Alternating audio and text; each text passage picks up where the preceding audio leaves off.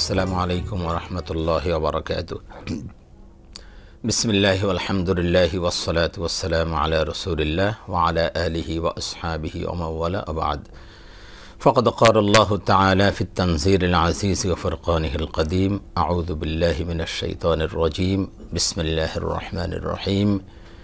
ইন্নাস সালাতা তানহা আনিল ফাহশাই ওয়াল মুনকার। সাদাকাল্লাহুল আযীম। সুপ্রিয় দর্শক শ্রোতা, কাছে দূরে বিশ্বজুড়ে যে যেখান থেকে আমাদেরকে দেখছেন, আপনাদের সকলকে আন্তরিক প্রীতি, শুভেচ্ছা ও স্বাগত জানিয়ে শুরু করছে আপনাদের প্রিয় চ্যানেল বাংলা ভিশনের সাপ্তাহিক আয়োজন, আপনাদের প্রিয় অনুষ্ঠান প্রাত্যহিক জীবনে ইসলাম জিজ্ঞাসা ও জবাব। আর বরাবরের মতো আপনাদের সাথে রয়েছে আমি নাজির মাহমুদ। দর্শক, আপনিও চাইলে আমাদের এই লাইভ অনুষ্ঠানে সরাসরি অংশগ্রহণ করতে পারেন। সেজন্য আমাদের স্কুলে যে নাম্বারগুলো আছে সেখানে আপনাকে ফোন করতে হবে। আপনারা অবগত আছেন যে প্রতি বৃহস্পতিবার ঠিক এই সময় আমরা আপনাদের সামনে উপস্থিত হই, সমসাময়িক গুরুত্বপূর্ণ অথবা জীবন ঘনিষ্ঠ কোনো বিষয় নিয়ে আলোচনা করি। আজও আমরা তেমন একটি গুরুত্বপূর্ণ বিষয় নিয়ে আলোচনা করব, তা হলো কোরআন এবং হাদিসের আলোকে নামাজের গুরুত্ব, তাৎপর্য। নামাজের গুরুত্ব এতটা বেশি যে ঈমান এবং কুফুরের মধ্যে পার্থক্য হলো নামাজ।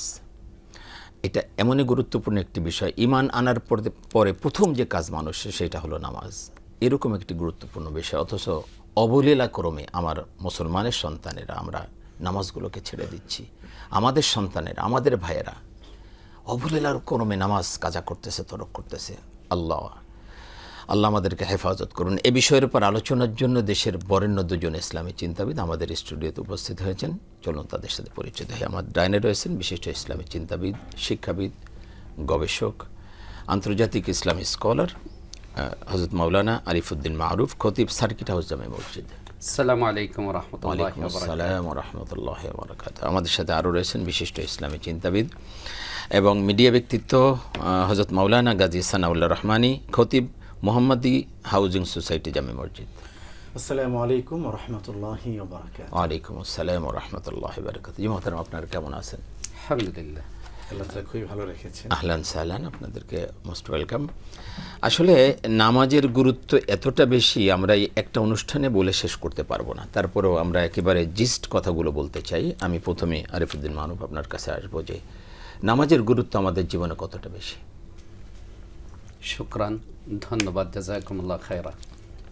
নাহমাদুহু ওয়া নুসাল্লি আলা রাসূলিহিল কারীম, আম্মা বা'দ। নামাজের গুরুত্বের জন্যে আমরা মনে করি এতটুকুই যথেষ্ট যে আল্লাহ সুবহানাহু ওয়া তাআলা কোরআনে কারীমে যে সমস্ত বিধানের আলোচনা সবচাইতে বেশি করেছেন, এর মধ্যে আসসালাহ, নামাজ হচ্ছে অন্যতম। মুফাসসিরিন কিরাম রাহমাতুল্লাহি আলাইহিম উল্লেখ করেছেন যে 100 বেশিরও আয়াতের মধ্যে আল্লাহ সুবহানাহু ওয়া তাআলা সালাতের কথা, নামাজের কথা আলোচনা করেছেন। এবং কেবল তাই নয়, অনেক আয়াতের মধ্যে আমরা এটা দেখতে পাই যে আল্লাহ সুবহানাহু ওয়া তাআলা ঈমানিয়াতের পর এবং ঈমানের সাথে সম্পর্কিত যে বিষয়াদি আছে এর মধ্যে প্রধান এবং সর্বাগ্রগণ্য সেটা হচ্ছে তাওহীদ। আল্লাহ তাআলা তার তাওহীদের আলোচনা করার পর বা নির্দেশ দেওয়ার পর আমাদের যে বিষয়টার কথা উল্লেখ করেছেন সেই বিষয়টা হচ্ছে আসসালাত। আবার নবীজি সাল্লাল্লাহু আলাইহি ওয়াসাল্লামের সুন্নাহ এবং তার জীবনীতে যদি আমরা দেখি, তাহলে একটা বিষয়, ঘটনা আমাকে খুব নাড়া দেয়। সেটা হচ্ছে যে ইন্তেকালের আগে নবীজি সাল্লাল্লাহু আলাইহি ওয়াসাল্লাম এই দুনিয়া থেকে বিদায় নেবেন, একদম শেষ কথা, যেটা একদম শেষ কথা, আসসালাহ, আসসালাহ, তোমরা ওমা মালাকাত আইমানুকুম, তোমরা নামাজের ব্যাপারে সাবধান সতর্ক থাকবে এবং তোমাদের অধীনস্থদের ব্যাপারে। এটাও কিন্তু আরেকটা বিষয়, মারাত্মক কথা, যে একদম আল্লাহ রসুলের জীবনের শেষ কথা, যে অধীনস্থদের ব্যাপারে কিন্তু তোমরা সাবধান থাকবে, কারণ তাদের ব্যাপারে তোমাকে জবাবদিহি করতে হবে। এটাও কিন্তু অনেক বড় একটা বিষয়। এটা আলোচনা করতে গেলে আমাদের আরেকটা টপিকস, আমরা ইনশাআল্লাহ এই বিষয় নিয়ে একদিন আলোচনা করবো। অধীনস্থদের প্রতি আমাদের দায়িত্ব কর্তব্য ইনশাআল্লাহ। জি। তো ইসলামের দৃষ্টিতে যত ধরনের ইবাদত আছে, এই ইবাদতগুলোকে উলামায়ে কেরাম দু শ্রেণীতে বিন্যস্ত করেছেন। কিছু ইবাদত আছে এরকম যেগুলিকে বলা হয় হকুল্লাহ, অর্থাৎ এটা সরাসরি আল্লাহর সাথে সম্পর্কিত। আর কিছু ইবাদত আছে যেগুলো হকুল ইবাদত, বান্দার সাথে সম্পর্কিত। হকুল্লাহ, আল্লাহর সাথে সম্পর্কিত যত ইবাদত আছে এর মধ্যে সর্বশ্রেষ্ঠ, সর্বোত্তম বা সবচাইতে বেশি গুরুত্বপূর্ণ এবং তাৎপর্যপূর্ণ হচ্ছে as-সালাত। তাই আমরা রাসূল পাক সাল্লাল্লাহু আলাইহি ওয়াসাল্লামের হাদিসের মধ্যেও দেখতে পাই যে সাহাবায়ে কেরাম রাদিয়াল্লাহু তাআলা আনহুম এসে জিজ্ঞাসা করেছেন কোনো এক সাহাবী, যে হাদিস সাহিহ বুখারীতে, সাহিহ মুসলিমে এবং সিহাহ সিত্তার অন্য কিতাবগুলোতেও আছে, যে আল্লাহ রাসূল সাল্লাল্লাহু আলাইহি সাল্লামকে জিজ্ঞাসা করেছেন তারা সর্বশ্রেষ্ঠ আমল কোনটি। আল্লাহ রাসূল সাল্লাল্লাহু আলাইহি সাল্লাম জবাবে বলেছেন আস-সালাতু লিমিকাতিহা, সময় মতো নামাজ পড়া। আল্লাহ, এখানেও আমাদের একটা বিষয়, বিশেষ করে আমাদের মা বোনদের ক্ষেত্রে এটা পরিলক্ষিত হয় বেশি, সাংসারিক বা বাচ্চা কাচ্চা ইত্যাদি বিভিন্ন ব্যস্ততার মধ্যে তারা থাকার কারণে, বা আজকাল দেখা যাচ্ছে অফিসিয়াল বিভিন্ন ব্যস্ততার কারণে আমরা নামাজটাকে সময় মতো পড়ি না। একদল তো আছে, আল্লাহ তাদেরকে মাফ করুন, এবং নামাজ পড়েই না, এ তো আরো মারাত্মক।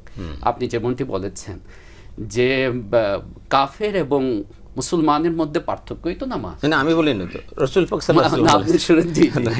আবার আল্লাহ রাসূল সাল্লাল্লাহু আলাইহি ওয়াসাল্লাম সহিহ মুসলিমের হাদিস এ কথা বলেছেন, মান তারাকা সালাত মুতাআম্মিদান ফাকাদ কাফারা, যে ব্যক্তি ইচ্ছাকৃতভাবে এক ওয়াক্ত নামাজ তরক করবে, ছাড়বে, সে তো যেন কাফিরই হয়ে গেল। অর্থাৎ আল্লাহ রাসূল সাল্লাল্লাহু আলাইহি ওয়াসাল্লাম বোঝাতে চাচ্ছেন এই কথা যে একজন মুসলমান হবে, সাধারণ থেকে সাধারণও যদি হয়, আর সে নামাজ পরিত্যাগকারী হবে, নামাজ তরককারী হবে, এটা যেন একটা অসম্ভব বিষয়, এটা সম্ভবই না। আমি একটা ফোন নিয়ে আলোচনা আসবো। দর্শক আসসালামু আলাইকুম। হ্যালো, ওয়ালাইকুম আসসালাম। আপনার নাম পরিচয় বলে প্রশ্নটি করুন। আমি ঢাকা থেকে আসছি। জি, আপনার প্রশ্ন। আমার এক আত্মীয়, আপনার ভাই, আপনার টেলিভিশনের ভলিউমটা কমিয়ে আপনি আমাদেরকে প্রশ্ন করুন। আমার এক আত্মীয়, তার স্বামী স্ত্রীর প্রচন্ড ঝগড়া, আর এক পর্যায়ে স্বামী স্ত্রীর ঝগড়ার এক পর্যায়ে স্বামী তার স্ত্রীকে 3 তালাক বলে তালাক দেয়। 3 তালাক বলে ফেলছে? হ্যাঁ, জি। তার সন্তান উপস্থিত ছিল। হ্যাঁ, সন্তান উপস্থিত ছিল। পরবর্তীতে উনি বলছে তালাক দিয়েই চলে যাও। পরবর্তীতে সে তার সন্তানরাও তার সাথে তার বাবার বাসায় চলে আসে। বাবার বাসায় চলে আসার পরে ওই স্বামী তার সন্তানদের সাথে যোগাযোগ রেখে তারা সে বলে যে আমি বলার বলা করছি। তো এই মুহূর্তে স্ত্রী তার বাবার বাসায় আছে। হ্যাঁ, এখন সে চাচ্ছে মিলামেশাটা করছে। ইসলামিক দৃষ্টিতে এটা, এই তালাকটা কি সহি হয়ে গেছে? তারা কি পুনরায় আবার সংসার? ভাই, আমি একটু সংক্ষেপে বলে দিই। সেটা হলো, আমি বুঝতে পেরেছি আপনার প্রশ্ন। আমি গেস্টের কাছে যাওয়ার আগেই বলি, আসলে তালাকের মাসআলা এভাবে আমরা মিডিয়াতে দেই না, কারণ তালাক কিভাবে বলেছি, কি বলেছি, স্পর্শকাতর একটি বিষয়, সেনসিটিভ একটি বিষয়। এটা একটা সম্পর্ক, একটা পরিবার একসাথে চলবে কি চলবে না, এর উপরে মানে জীবনের সম্পর্ক, হ্যাঁ, এটা ডিসাইড করতে। সুতরাং আমরা এইভাবে তালাকের মাসআলা দেই না। আপনি কাছের কোনো আলেমের কাছ থেকে এটা ভালো করে জেনে নেবেন। তবে কেউ যদি 3 তালাক দিয়ে ফেলে, এখানে সংসার করার আর কোনো সুযোগ নেই। এটা হলো বাস্তব কথা। আপনার এখানে কি ঘটেছে, এটা আপনারা কাছের কোনো বড় মাদ্রাসায় যেয়ে আলেমদের কাছ থেকে ভালো করে ফতোয়া নিয়ে নেবেন।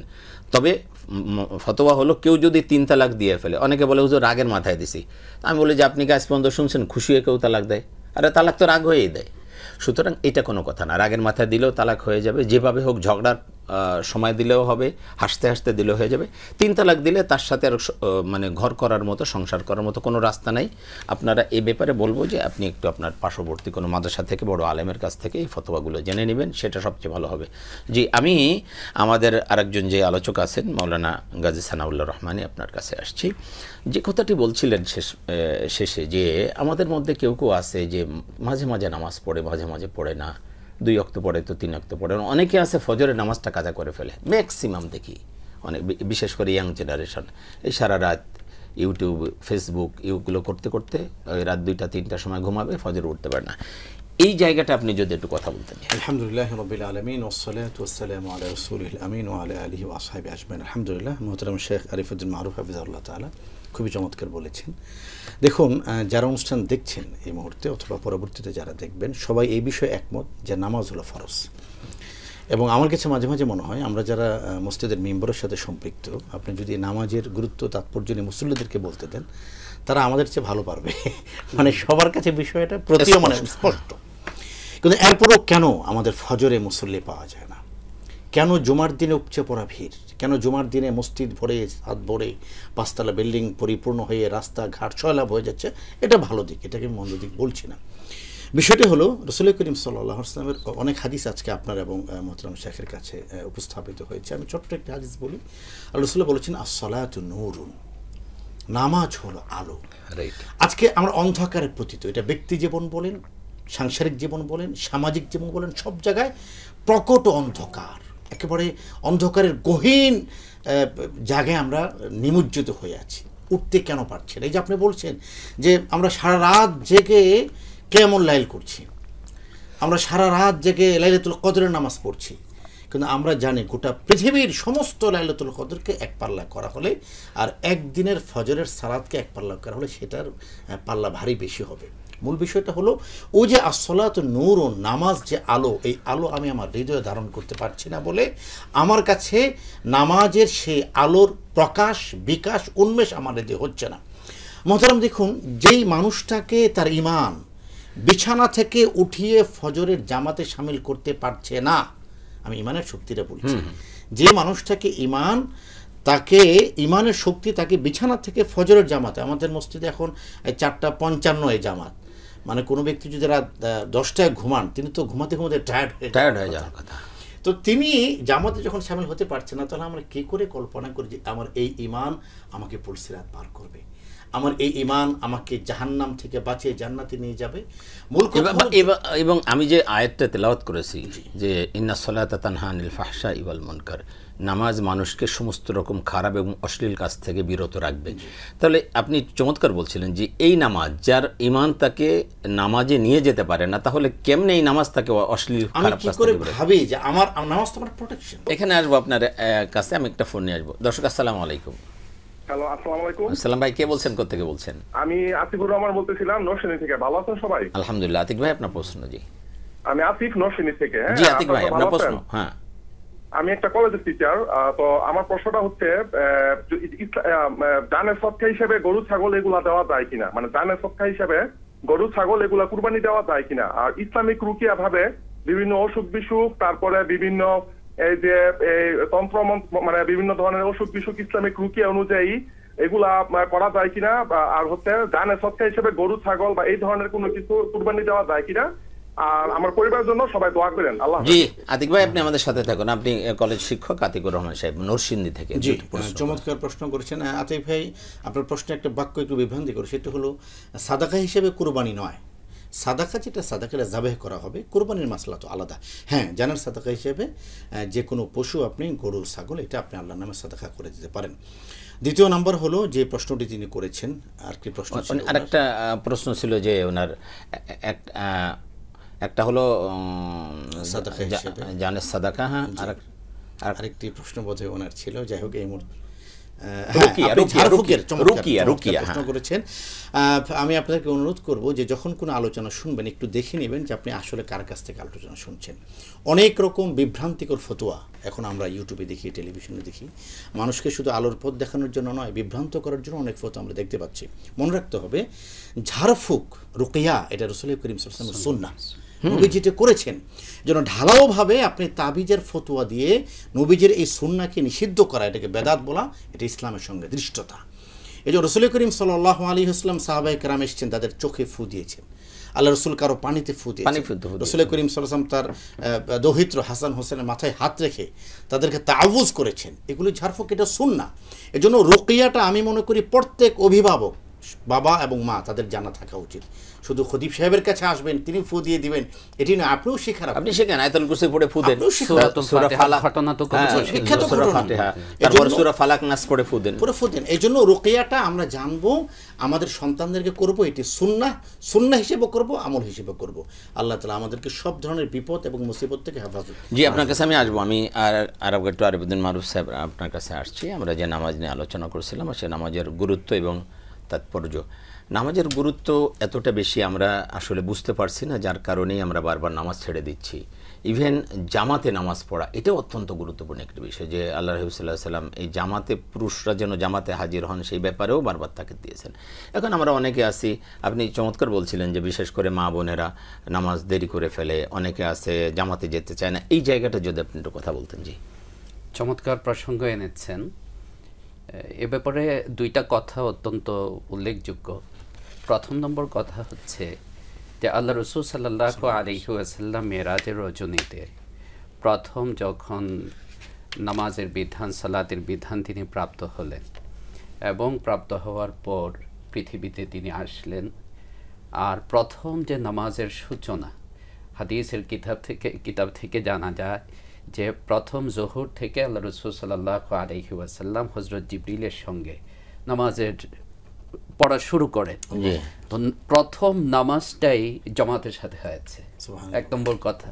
দুই নম্বর কথা হচ্ছে আল্লাহ সুবহানাহু ওয়া তাআলা কুরআনে কারীমে, বিশেষ করে সূরাতুল বাকারাতে আমরা সবাই জানি আয়াত ওয়ারকাউ মার রাকিঈন, আল্লাহ তাআলা ইরশাদ করেছেন যে তোমরা রুকুকারীদের সাথে রুকু করো। এখানে রুকুকারী বলতে সবাই একমত, জামাতের সাথে নামাজ পড়ার কথা বলা। দুইটা বিষয় বলছে, এক হলো মানে ইহুদিদের নামাজের রুকু নাই, এই জন্য ইহুদিদের মতো নামাজ পড়ো না, আর একটা হলো জামাতের সাথে নামাজ। এবং ফোন নিয়ে আমি আসছি আপনার কাছে। আসসালামু আলাইকুম। ওয়ালাইকুম আসসালাম। যে কে বলছেন, কোথা থেকে বলছেন? জি, আমি ঢাকা থেকে বলছি। বিনীতভাবে সাহেবের কাছে জানার জন্য জিজ্ঞাসার বিষয় হলো, নামাজের মধ্যে আল্লাহ সুবহানাহু ওয়া তাআলা ছাড়া আল্লাহর সৃষ্টি অন্য মাখলুকাতের কথা যদি স্মরণ হয়, তাহলে সেখানে শিরক হয়। প্রশ্ন হলো যে কোরআনের আয়াতের মধ্যে তো নবীজির কথা আছে, রাসূলদের কথা আছে, তখন যখন এই আয়াতগুলো তেলাওয়াত করা হয় নবী রাসূলদের, তখন তো ওনারাও তো আল্লাহর সৃষ্টি মাখলুকাত, ওনাদের কথা তো আমাদের স্মরণে আসে।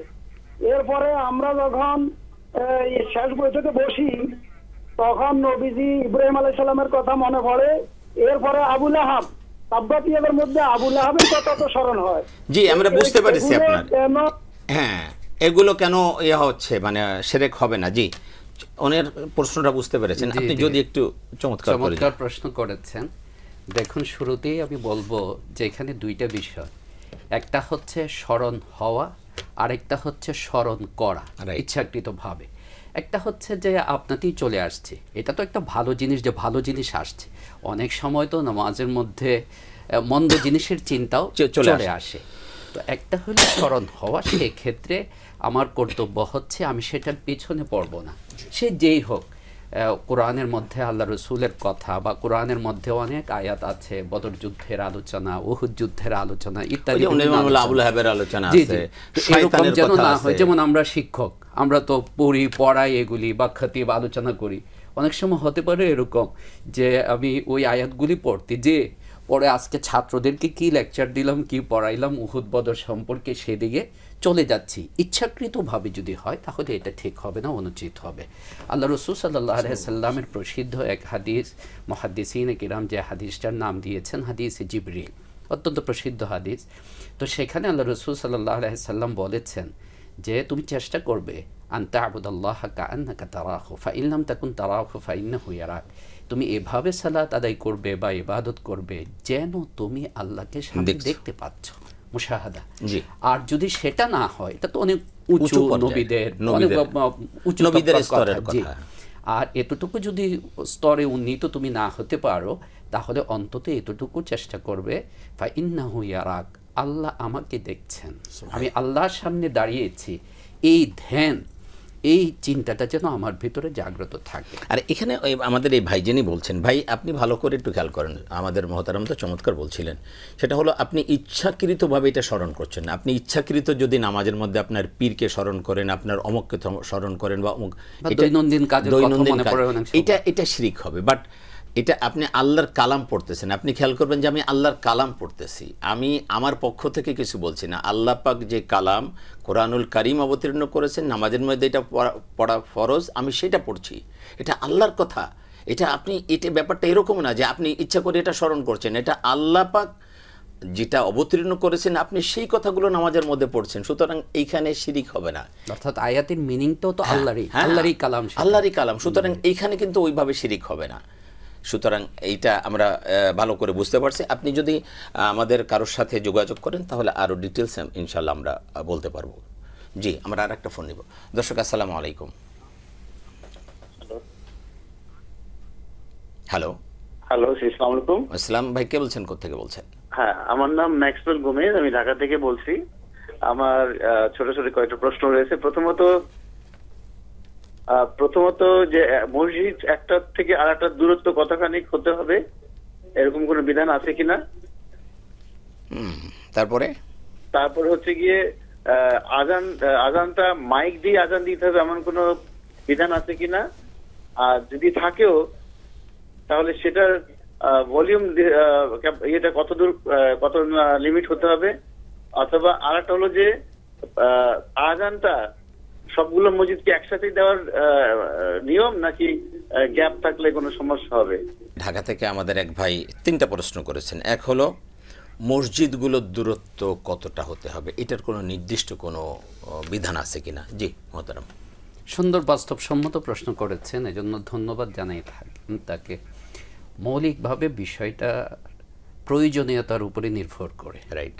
যেমন আমাদের ঢাকা শহরে আগের যে মসজিদগুলো আয়তন কিন্তু অনেক ছোট, আর এখন যেভাবে মানুষের আবাসন উপরের দিকে যাচ্ছে, এমনও আপনার অ্যাপার্টমেন্ট আছে যে ফ্ল্যাট ভিতরে 300-র উপরে।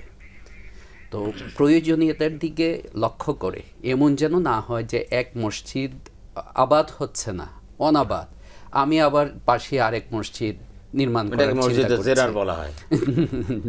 তো এরকম যেন না হয়। যদি দেখা যায় যে না, সেখানেও পর্যাপ্ত মুসল্লি আছে, প্রয়োজন আছে, তাহলে মসজিদ নির্মাণ করতে পারে। এ ব্যাপারে ধরাবাঁধা সুনির্দিষ্ট কোনো নিয়ম নাই যে 40 গজের ভিতরে বা এত কিলোমিটারের ভিতরে আরেকটা মসজিদ হতে পারবে না। এটা হলো প্রয়োজনের উপর। জি। আর একটা হচ্ছে মাইকেই আজান দিতে হবে এমনটি, এবং মাইকের ভলিউম কতটা হওয়া উচিত? আমরা তো জানি মাইকটা হচ্ছে আমাদের বর্তমান যুগের একটা সুবিধা। রাইট। আজানের ক্ষেত্রে আল্লাহ রাসূল সাল্লাল্লাহু আলাইহি সাল্লামের যে হাদিস বা হাদিসে যে বিষয়টা কাম্য, সেটা হচ্ছে আজানের আওয়াজকে উঁচু করা এবং যত দূর পর্যন্ত পৌঁছানো যায়। দেখেন, মজার একটা ঘটনা মনে পড়লো। আজানের যে স্বপ্নটা, আজান দেওয়া, এটা দেখেছিলেন হযরত আব্দুল্লাহ ইবনে যায়েদ ইবনে আব্দে রাব্বি। তো উনি যখন আসলেন আল্লাহ রসুলের কাছেই স্বপ্ন দেখে, তো আল্লাহ রসুল তো ওনাকে বলার কথা যে যেহেতু জিবরিল তোমাকে শব্দগুলি শিখিয়েছে, তুমি দেখেছো স্বপ্ন, তুমি আজান দাও। ওনাকে না বলে বলতেছেন কাকে? হযরত বেলালকে। এবং এর কারণ সম্পর্কে হাদিসে আসছে, ফাইন্নাহু আরফাউ ওয়া আনদা সাওতাম মিনক, তোমার চাইতে বেলালের কণ্ঠ দরাজও বেশি, উঁচুও বেশি এবং সুন্দরও বেশি।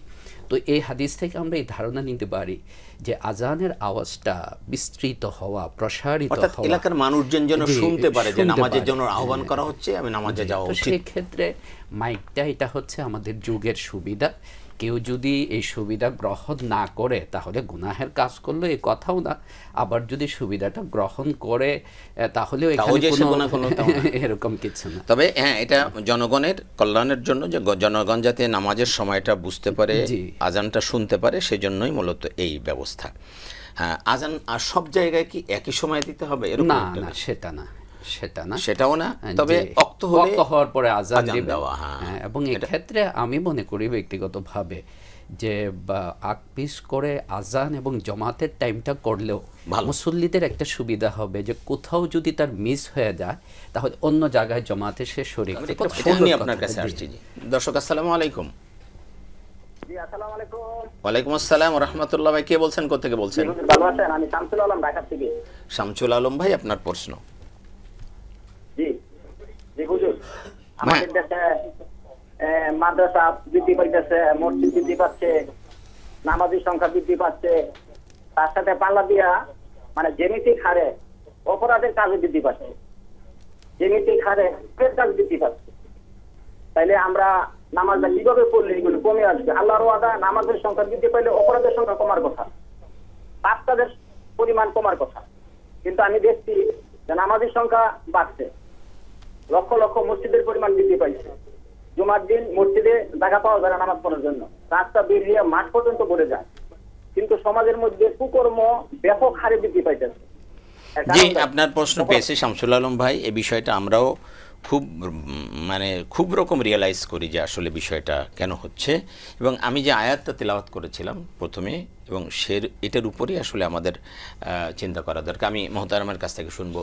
প্রশ্নটা আপনি শুনেছেন, একদম চমৎকার প্রশ্ন করেছেন, এবং যেন আমার মনের প্রশ্নটাই তিনি একদম বাস্তবধর্মী, যে সমাজের যে চিত্র। এখানে প্রথম নম্বর কথা হচ্ছে, আপনি যে আয়াতটি কোরআনে কারীমের 21 নম্বর পারার একদম শুরু আয়াত, ইন্নাস সালাতা তানহা আনিল ফাহশাই ওয়াল মুনকার, যে নিশ্চয়ই নামাজ মন্দতা এবং অশ্লীলতা থেকে বিরত রাখে। তো আমার নামাজ তো রাখছে না, স্বাভাবিকভাবেই প্রশ্ন হয়। তো দেখুন, নামাজের দুইটা দিক আছে। একটা হচ্ছে নামাজের জাহির বা বাহ্যিক অবয়ব, বা বাহ্যিক রুকু সেজদা করা, সূরা কেরাত পড়া। আরেকটা হচ্ছে নামাজের হাকিকত এবং বাতিন, অভ্যন্তরীণ যে নামাজের যে পিউরিটি, যেটা আল্লাহ রাসূল সাল্লাল্লাহু আলাইহি ওয়াসাল্লাম বলেছেন যে তোমার নামাজটা তো এরকম হবে আনতা আবুদাল্লাহ কাআন্নাকা তারাহু, যে তুমি আল্লাহকে সামনে দেখতে পাচ্ছ। তো ওই যে ধ্যান বা ওইভাবে নামাজ পড়া, ঠিক অনুরূপভাবে সহিহ হাদিসের মধ্যে কথাও এসেছে যে আল্লাহ রসুল মসজিদে বসা নববীতে এক সাহাবী আসছেন, খুব তাড়াহুড়ো করে নামাজ পড়েছেন। এরপর যখন আল্লাহ রসুলের মাজলিসে এসেছেন, তো আল্লাহ রসুল বললেন, ইরজি ফাসাল্লি ফাইন্নাকা লাম তুসাল্লি, যাও মিয়া আবার নামাজ পড়ে আসো। তুমি নামাজ পড়ো নাই, নামাজ পড়ো নাই, ফাইন্নাকা লাম তুসাল্লি, এবং নফি জাহাদ মানে নামাজ ভাষা অনুসারে। আবার গেলেন, আবার ওনার মতো তাড়াহুড়া করে অস্থিরতার সাথে নামাজ পড়েছেন। আবার আল্লাহ রসুল বললেন, শেষে উনি যখন বললেন, ইয়া রাসূলুল্লাহ আপনি আমাকে শিখিয়ে দেন, আল্লাহ রসুল তখন পুরা ধীরস্থিরতার সাথে, সহিহ মুসলিমের হাদিস, ফাকা আন্নামা ইউনাজি রাব্বাহু, নামাজে যখন দাঁড়ানো সে আল্লাহর সাথে কথা বলছে। এবং এটা যা বলা হয়েছে যে তুমি যখন আল্লাহু আকবার বলে, তাকবীরে তাহরিমা বলে আল্লাহু আকবার বলো, তোমার মধ্যে থেকে আল্লাহর মধ্যে থেকে সমস্ত পর্দা তুলে দেওয়া হয়, তুমি সরাসরি আল্লাহর সামনে দাঁড়িয়ে, কোনো অন্তরায় নাই। এবং এই জন্যই নামাজে ব্যক্তির সামনে দিয়ে যাওয়া নিষেধ, এবং নিষেধ না। আল্লাহ রাসূল বলেন, ফাকা আন্নামা হুয়া শাইতান, ও তো শয়তান, কারণ ও আসছে আমার আর আল্লাহর মাঝে যে বন্ধন, সেই বন্ধনটা নষ্ট করে। আমি একটা ফোন নিয়ে আপনার কাছে আসছি। দর্শক আসসালামু আলাইকুম। ওয়ালাইকুম আসসালাম। কে বলছেন, কোত্থেকে বলছেন? আমি শরীফুল ইসলাম, গাজীপুর থেকে। গাজীপুর থেকে শরীফ ভাই, আপনার প্রশ্ন। হ্যাঁ, আমার প্রশ্ন হলো, প্রথম প্রশ্ন হলো কুরবানি সম্বন্ধে। আমি একটা পশু মানে ছোটকাল থেকে লালন পালন করে আমার গৃহে বড় করি। জি। তারপরে আমি নিয়ত করছি যে আমি ওই পশুটাকেই আল্লাহর রাস্তায় কোরবানি দিয়ে দিব। তো এখন ওই অবস্থায় আমি বাড়ি থেকে আশা করি, এখন আমি গার্মেন্টসে জব করি। জি। আমার পশুটাকে আমার বাবাই দেখাশোনা করতো। এখন আমার বাবা বয়স হয়ে গেছে, বৃদ্ধ হয়ে গেছে, হঠাৎ করে মানে ওইটা গরুটার পরিচর্যা করার মতো, দেখাশোনা করার মতো সামর্থ্য ওনার ভিতরে নাই। তো আমি নিয়ত করছি ওই পশুটাকে কোরবানি দিব। এখন তো কোরবানির সময় না, যা এখন তো আমি কোরবানি দিতে পারবো না। আর আরেকটা বিষয়, মানে এই পশুটার ভিতরে কোরবানির যেগুলো বৈশিষ্ট্য থাকা দরকার, ওই বৈশিষ্ট্যগুলোও লোপ পাইছে, সবগুলো বৈশিষ্ট্য ওর ভিতরে নাই। এই অবস্থায় আমি কি করতে পারবো? যেমন মানে লোপ পাইছে আপনি বুঝলেন কি? যেমন কি তার চোখ, মানে স্বাস্থ্য জরাজীর্ণ হয়ে গেছে, বয়স বেশি হয়ে গেছে, মানে যেগুলা গুণ থাকার দরকার। তাই আপনি এত দেরি করলেন কেন? এত অনেক আগেই কোরবানি করার দরকার ছিল, ছোটবেলাতে গেলা। ওরকমটা তো বুঝতে পারি নাই, এখন তো বুঝতে পারলাম যে ওইগুলা। ঠিক আছে, আপনি আমাদের সাথে থাকুন। থাকতে হবে গরুটার ভিতরে। জি, শরীফ ভাই গাজীপুর থেকে। আরেকটা প্রশ্ন। হ্যাঁ বলেন। সম্পদের বিষয়ে। জি জি, আপনার আমি আমার বাবার বড় সন্তান। জি। আমার আরো 3 বোন, 1 ভাই আছে। আমি হলাম আমার বাবার পালিত সন্তান। আপনার বাবার সন্তান। আবার আমার যে ন্যাশনাল আইডি কার্ড আছে, ওই কার্ডের মধ্যে আমার পালিত বাবার নাম উঠছে। এখন যে আমার বাবার যে সম্পদ আছে, ওই সম্পদের ভাগ মানে ইসলাম মোতাবেক আর কি, যদি সম্পদের ভাগ পাই তাহলে আমি কিভাবে পাবো? ও, আপনি আপনার বাবার পালিত সন্তান, এই তো? জি জি জি জি, আপনি আমাদের সাথে থাকুন শরীফ ভাই গাজীপুর থেকে। যদি আমি সানাউল্লাহ রহমান আপনার কাছে আসছি, পশু কোরবানির বিষয়টা আপনি শুনলেন, ছোটবেলা থেকে লালন পালন করছিল, এখন কোরবানি। এখন দুটো বিষয়, একটি হলো যে উনি বিষয়টি কনফার্ম পরিষ্কার করেননি যে ওনার উপর কোরবানি ওয়াজিব কিনা। এটা যদি এমন হয়ে থাকে যে ওনার উপর কোরবানি ওয়াজিব না, কিন্তু উনি শখ করে নিয়ত করেছেন, তাহলে সমস্যা নেই, তিনি আরেকটি কোরবানি দিয়ে দিলে হবে। শুধু একেবারে কোনো একটা পশুর সাথে নিয়ত এটা আবশ্যকীয় হয় না, একটা পশু হলেই হলো। আর 2 নম্বর যে প্রশ্নটা তিনি করেছেন যে পালিত, এখানে আমি ভাইকে ধন্যবাদ জানাই। পালিত বলে আসলে ইসলামে কোনো বিষয় নেই, এরকম কোনো ইসলামে কাফালাত আছে। কোনো মানুষ কোনো ছেলেকে কাফালাত করতে পারে, রাসূলুল্লাহ সাল্লাল্লাহু আলাইহি ওয়াসাল্লাম এদিক থেকে উৎসাহ দিয়েছেন, কোনো ছেলের কোনো মেয়ের এতিমের।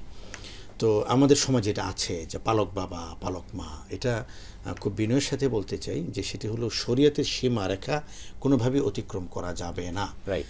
যে ভাই কোনো মেয়েকে তার কাফালাতের দায়িত্ব নিয়েছেন, অথবা আমাদের পরিভাষায় যেটাকে পালকের দায়িত্ব বলি, ওই মেয়ে প্রাপ্তবয়স্ক হওয়ার পরে তার সেই অভিভাবক তুল্য পিতার সাথে পর্দা করা ফরজ। আল্লাহ ক্ষমা ঠিক একইভাবে যে সন্তান পুত্র সন্তান যদি নেয়, যিনি লালন পালন করলেন, যদি তার দুধ পান না করে, তাহলে ওই মায়ের সাথে দেখা দেওয়া তার জায়েজ হবে না, সম্পূর্ণ হারাম ইয়ে করতে হবে। তো সেক্ষেত্রে পালক পুত্রের এখানে মেরাসের বিষয় আসবে না। পালক পুত্র তো বাবার কাছ থেকে কিছুই পাবে না, মানে মেরাস অনুযায়ী কিছুই পাবে না, বরং তার নিজের যে সন্তান আছে, ঔরস যে সন্তান আছে, এই যে আরো 1 ছেলে 3 মেয়ে আছে, তারাই মূলত সেই বাবার সেই সম্পদের, তারাই মূলত মিরাস। জি হযরত কি বলেন, তারাই মূলত এই দুইটা বিষয়ই সরাসরি কোরআনে কারীমে সুস্পষ্টভাবে বিবরণ আছে।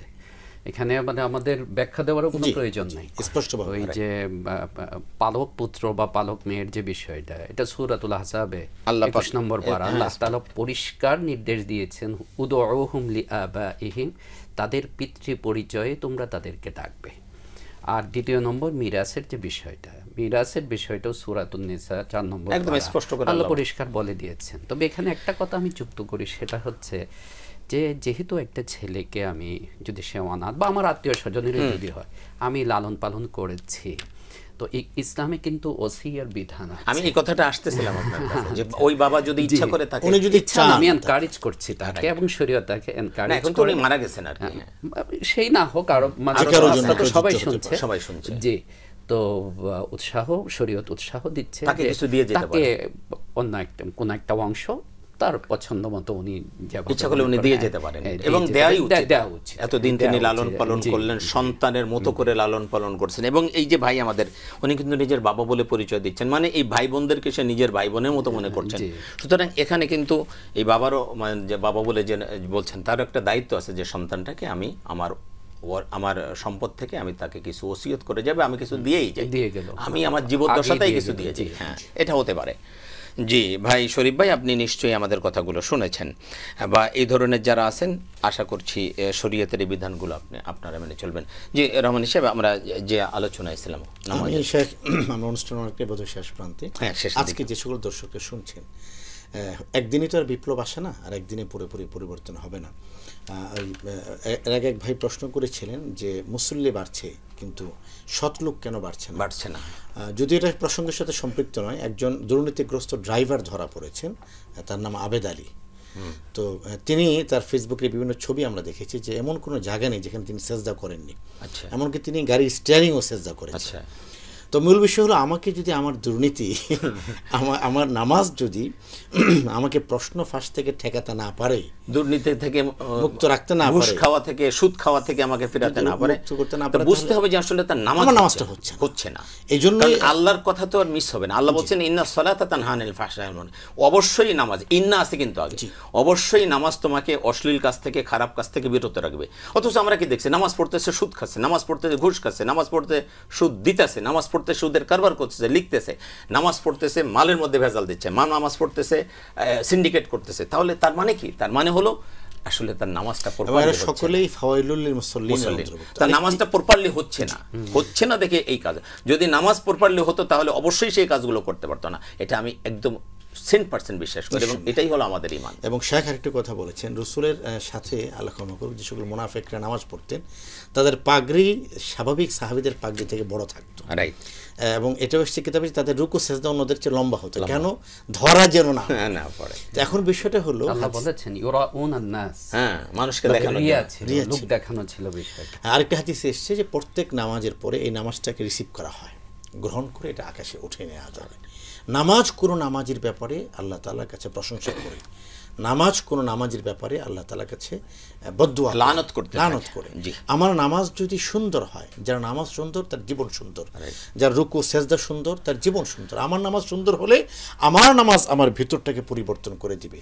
আর আমার নামাজ যদি লোক দেখানো হয়, আমার নামাজ যদি মানুষ আমাকে বড় নেককার মুসল্লি বলবে, মানুষ আমাকে হাজি সাহেব বলবে, এই ধরনের টেন্ডেন্সি যদি থাকে, তাহলে আমার নামাজ আমাকে কখনো দুর্নীতি আর এই সমস্ত মন্তব্য থেকে এরকম বহুত আবেদ আলী আছে। আপনি যার কথা বললেন আমাদের সমাজে আমরা দেখতে পাচ্ছি। আমি একদম অনুষ্ঠানের শেষ প্রান্তে চলে এসেছে, আপনি যদি আজকের বিষয়ের উপরে 30 সেকেন্ডে কিছু বলতেন। আমি পরিশেষে আমাকে এবং সকলকে একটি কথাই বলতে চাই, সেটা হচ্ছে যে আমি আমার নামাজটাকে জানদার করি, আমার জীবন শানদার হয়ে যাবে। আমার নামাজ জানদার হলে আমার জীবন শানদার হবে। জি, বাস এটাই হচ্ছে আমার শেষ। জি, আপনাদের উভয়কে অনেক অনেক ধন্যবাদ, অনেক গুরুত্বপূর্ণ কথা বলেছেন। দর্শক, আমাদের নামাজটা আসলে হতে হবে জীবন্ত নামাজ। নামাজটা যেন জীবন্ত হয়, তাহলে ইনশাল্লাহ আপনার জীবনও জীবন্ত হবে। নামাজ, দেখুন আমি একটা কথা বলি, সেটা হলো যে আমাদের উপরে হজ, কোরবানি, যাকাত যত বিধান আছে সবগুলো আল্লাহ পাক জিবরিল আমিনের মাধ্যমে আমাদেরকে ফরজ করেছেন আমাদের উপরে। কিন্তু একমাত্র নামাজ, যেটা আল্লাহর হাবিব যখন মেরাজ গিয়েছিলেন তখন আল্লাহ পাক আমাদেরকে উপহার দিয়েছেন। এটা আল্লাহু আকবার, এই একমাত্র বিধান। যদিও পরবর্তীতে কোরআনুল কারিমে ওই 100 জায়গার উপরে আমাদেরকে আদেশ করেছেন, কিন্তু এটা খোদ আল্লাহ পাক তার হাবিবের মাধ্যমে আমাদেরকে উপহার দিয়েছেন। সুতরাং নামাজকে নেগলেক্ট করা, নামাজ থেকে দূরে থাকা মানে আল্লাহ রাব্বুল আলামিনের দেওয়া উপহারকে আপনি নেগলেক্ট করতেছেন, আল্লাহ রাব্বুল আলামিনের দেওয়া উপহারকে, গিফটকে আপনি তুচ্ছতাচ্ছিল্য করছেন। এর চেয়ে পোড়া কপাল আর কী হতে পারে? সুতরাং আসুন আমরা নামাজের ব্যাপারে পাঞ্চল হই, আপনার জীবন পরিবর্তন হয়ে যাবে। আমরা যেন সকলে সত্যিকারের ইমানদার নামাজি হতে পারি। আল্লাহ পাক আমাদের সকলকে সত্যিকারের নামাজি হিসেবে, ইমানদার হিসেবে এবং আমাদের পরবর্তী প্রজন্ম, কিয়ামত পর্যন্ত আগত প্রজন্ম, তাদের জন্য দোয়া করতে হবে আল্লাহ যেন সবাইকে ইমানদার হিসেবে, নামাজি হিসেবে আল্লাহ পাক সকলকে যেন কবুল করেন। এই কামনাই করছি। আপনাদের আগামী অনুষ্ঠান দেখার সাদর আমন্ত্রণ জানাচ্ছি। আগামী অনুষ্ঠানে ইনশাআল্লাহ আমরা আলোচনা করব যে অধীনস্থদের প্রতি আমাদের দায়িত্ব কর্তব্য কী। সেই অনুষ্ঠান দেখার সাদর আমন্ত্রণ জানিয়ে আপনাদের ইহকালীন পরকালীন কল্যাণ কামনা করে আজকের মতো বিদায় নিচ্ছি। আল্লাহ হাফেজ। আসসালামু আলাইকুম ওয়া রাহমাতুল্লাহি ওয়া বারাকাতুহু।